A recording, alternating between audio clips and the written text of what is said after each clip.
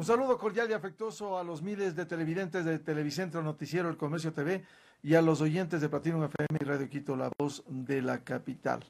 Ustedes saben, amables oyentes y televidentes, anoche el presidente Lenín Moreno hizo anuncios importantes en materia económica, que vamos a hablar con el señor ministro de Finanzas, Richard Martínez. Antes, por un pedido expreso de la administración del Hospital Carlos Andrade Marín, por una entrevista que hiciéramos el viernes pasado al cirujano y académico doctor Iván Ceballos Miranda, él había dicho en esa entrevista el viernes pasado que el HCAM no contaba con jabón y otros insumos básicos.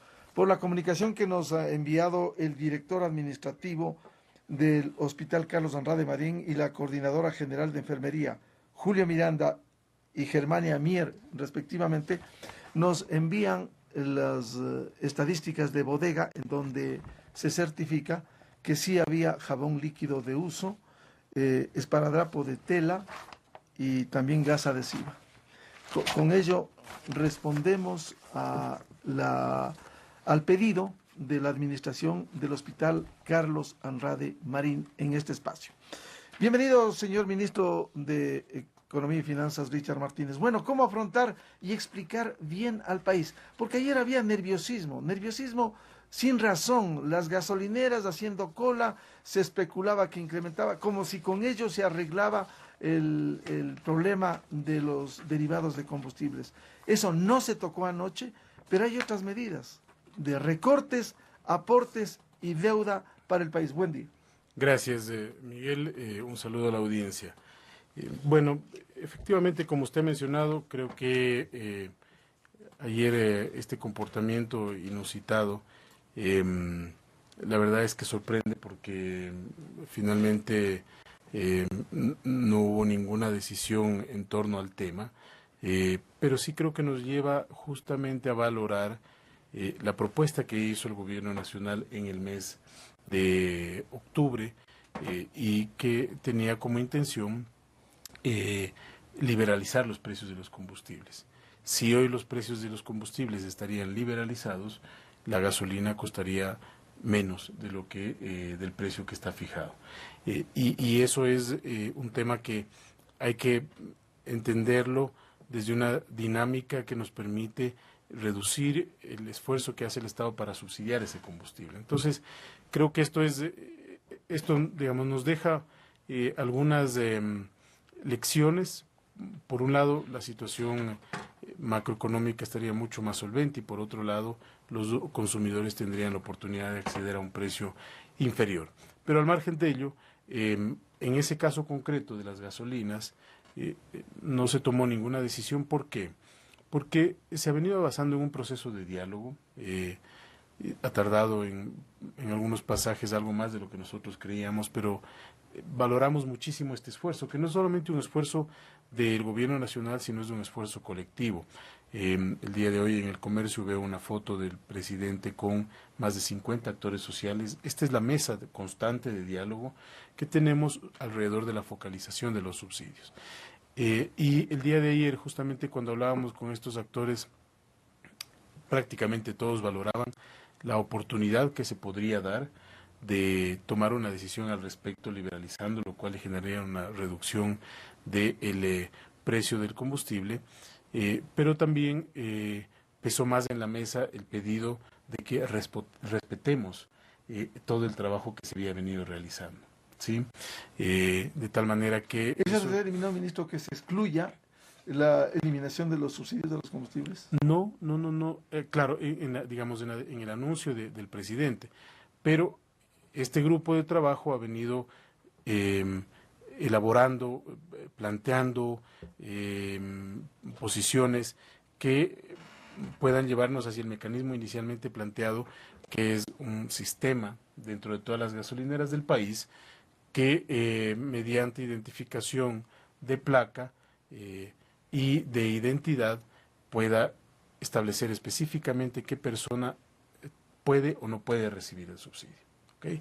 Entonces ha sido un trabajo de varios meses. Eso sería la focalización del subsidio. Esa sería la focalización, eso sería Ese sería el mecanismo. Entonces, con este grupo de varios actores de la sociedad, en la foto aparecen, existen transportistas, existen conductores, existen gremios artesanales, gremios empresariales, grupos representantes de las comunidades indígenas también, de los gobiernos seccionales, de los grupos agricultores, de los montubios, de los estudiantes. Entonces, es una mesa muy rica en su representación. Y es una mesa que tiene que ser escuchada, porque imagínense lo que habría sido que el trabajo de esta mesa durante varios meses termine en una decisión del gobierno, que ciertamente puede ser una decisión correcta y acertada en las circunstancias, pero que puede quebrar también ese brazo del diálogo que fue el ofrecimiento del presidente. Vamos a dialogar para implementar esta medida. Entonces, ¿cómo nosotros vemos los tiempos en este caso? Y nosotros estimamos que en un par de semanas ya se abrirá el proceso de contratación del sistema informático y del sistema de centralización de data. Hemos recibido muchas propuestas, algunas son, por ejemplo, con la lectura de la cédula, que es el mecanismo de la tercera cédula, que es un chip que se pone en el parabrisas del vehículo, otro es con la huella, otro es con la cédula, etcétera, pero hay todos estos mecanismos. Para que funcionen estos mecanismos se necesita la centralización de una base de datos, y esa centralización de la base de datos además necesita tener todos los instrumentos informáticos dentro de las gasolineras. Claro. Entonces, ¿Qué tiempo va a llevar, ministro, esta implementación con esta base de datos? Sí, nosotros preveemos que hasta finales de mayo, tal vez de junio, con pruebas piloto, etcétera, ya vamos a tener un sistema que empiece a implementarse, ¿no? Es decir, esto tiene que ir por fases, hay que hacer pruebas piloto en algunas ciudades, en algunas zonas, ver cómo está funcionando, qué posibles fugas puedan haber, controlar esas fugas y luego ya hacerlo a nivel nacional. Hay algunos datos interesantes, por ejemplo, el 97% de las gasolineras a nivel urbano y rural tienen dispensadores que no son manuales, es decir, que tienen instrumentos electrónicos que pudieran adecuar un software o información. Hay que entregarles conectividad también a todas las estaciones de servicio y, como digo, hay que evitar que exista fugas el día de mañana, es decir, hay que blindar por varios lados, porque voy a poner un ejemplo. Si el día de mañana el subsidio se le da a la persona, usted puede tener una fuga por el tipo de vehículo, es decir, usted como persona tiene el registro de subsidio, pero el vehículo no tiene condiciones para tener subsidiado. Entonces, digamos, una persona pobre que conduce un vehículo de una persona que tiene altos recursos pudiera hacer que ese subsidio se traslade al vehículo, y eso hay que evitar. Lo mismo funciona a la inversa, desde el vehículo hacia la persona. Entonces, es un cruce de información muy importante para que el momento de que la persona llegue a poner la gasolina, todas estas variables converjan y digan, esta persona y este vehículo tienen un comportamiento tal porque tenemos la data del SRI, del IES, de la ANT, etcétera. Entonces, esa es la razón por la que no se tomó la decisión. Miguel, algunas personas me han escrito diciendo se perdió una oportunidad. Nosotros no, creemos que en este momento, cuando las cosas son complejas, hay que actuar con mucha cabeza fría y preservar los acuerdos de largo plazo. Y nosotros valoramos muchísimo el trabajo de esta mesa. Es decir, no es que no se va a tomar esa medida de los combustibles. De manera especial, en este momento que está el precio del petróleo abajo y consecuentemente caen los combustibles en el mercado internacional. Claro, Miguel, nosotros retiramos un decreto que generó muchísima... digamos, que tuvo una complicación de orden social y político muy fuerte, y como ha dicho el presidente, valoró la paz por sobre la razón económica, porque si hubiésemos liberalizado, hoy día estuviéramos viendo los frutos, pero la visión muchas veces es así, cortoplacista, ¿no? En este momento, ¿cuánto me va a afectar? Pero no puedo ver el largo plazo de la economía, la sostenibilidad de la economía, e incluso en el largo plazo lo que usted dice, lo que hoy podría estar sucediendo. Si uno simula el precio de la gasolina con el precio del petróleo, hoy esa gasolina podría estar en unos 70, en unos 75, dependiendo del precio específico, ¿no? Entonces, menor al 1,85 que está marcado en la gasolinera. Esa es la virtud de ese instrumento. Ahora, se podría trabajar en bandas, porque usted puede decir, sí, pero si mañana el precio pasa a $50, ¿qué va a pasar? El cambio va a ser muy abrupto, muy brusco. Para esto, no somos el primer país que tiene este problema, no somos el primer país que ha buscado sortear este problema, y hay muchísimos métodos que funcionan en otros países. Por ejemplo, bandas de máximos y mínimos. Entonces se va moviendo en esas bandas de tal manera que usted puede decir, si el precio de la gasolina sube, el precio del petróleo sube en 30%, y el precio de la gasolina debería decir, sigamos un ejemplo muy lineal, en 30%, la banda le dice no, el precio de la gasolina nunca podrá incrementarse en un 5%.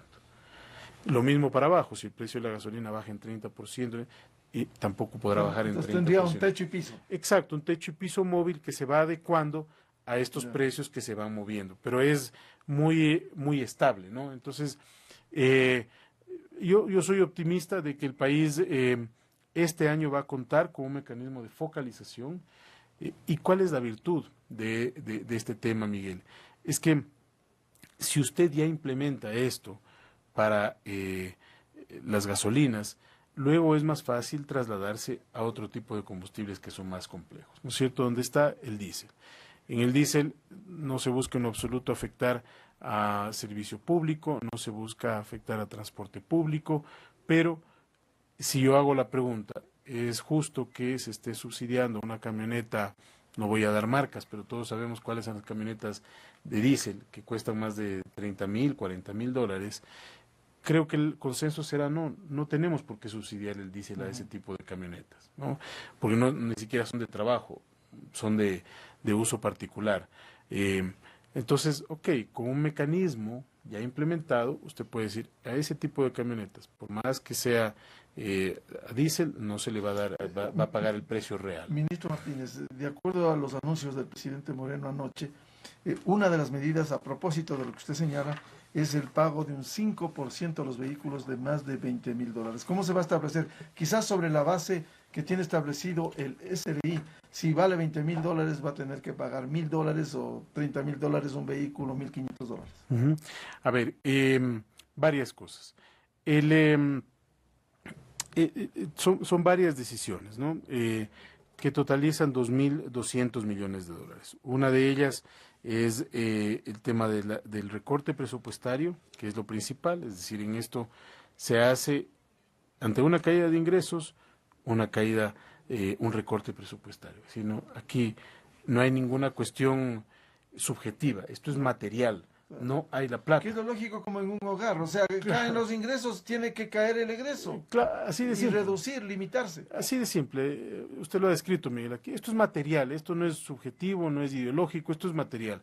Cayeron los ingresos frente al presupuesto, hay que recortar el presupuesto. Si no se hace eso de entrada, entonces no se están tomando las decisiones correctas. Ese es el tema uno.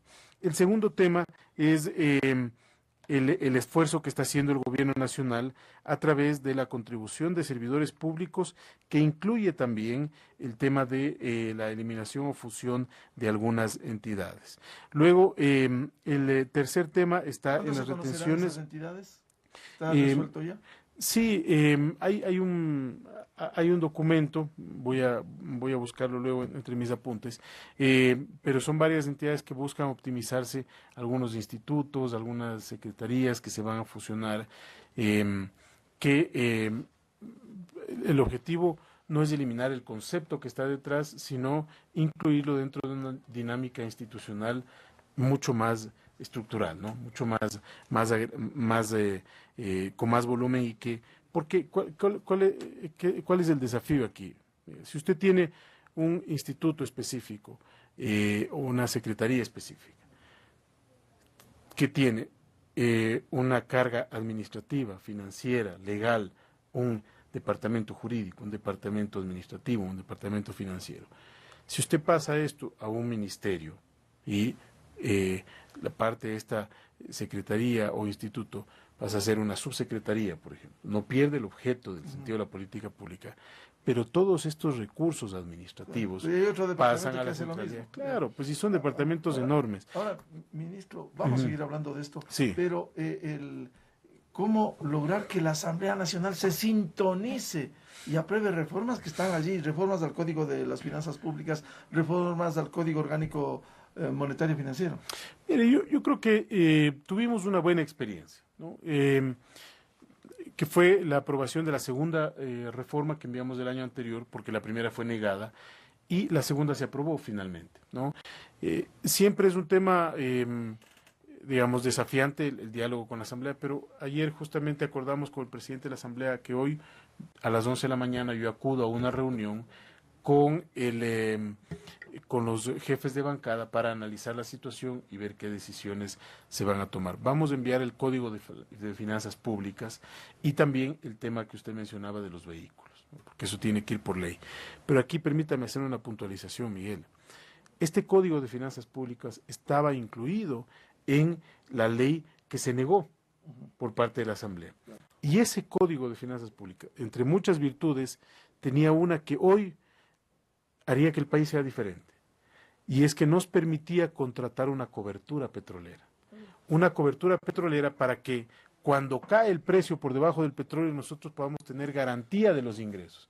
Imagínese lo que Qué pena no tener un seguro petrolero. Entonces, yo recuerdo que usted se empeñó. El 3 de diciembre, a Diario El Comercio declaró: Finanzas analiza un seguro petrolero, el crudo es muy volátil, en concepto soy partidario, pero hay que analizar las condiciones. Las condiciones legales, y por eso es que enviamos esa reforma a la Asamblea. No se pudo, pero ahora estamos insistiendo en esta reforma. Entonces, yo sí creo que estas situaciones tan dramáticas como la que es el precio del petróleo obligan a que todos podamos hacer una concesión para avanzar. Yo estoy optimista de este tratamiento con la Asamblea y obviamente habrá que discutir algunas cosas, pero en lo estructural entiendo que hay un buen ambiente para procesar la reforma al Código de Finanzas Públicas. El ministro de Finanzas, Richard Martínez, en el noticiero El Comercio TV de Televicentro. En las radios Platinum FM, Radio Quito, La Voz de la Capital. Noticiero líder en la radio. Vamos a continuar este diálogo porque el país debe enterarse a plenitud las medidas que ha anunciado y las que tiene pendientes el gobierno nacional en materia económica y social.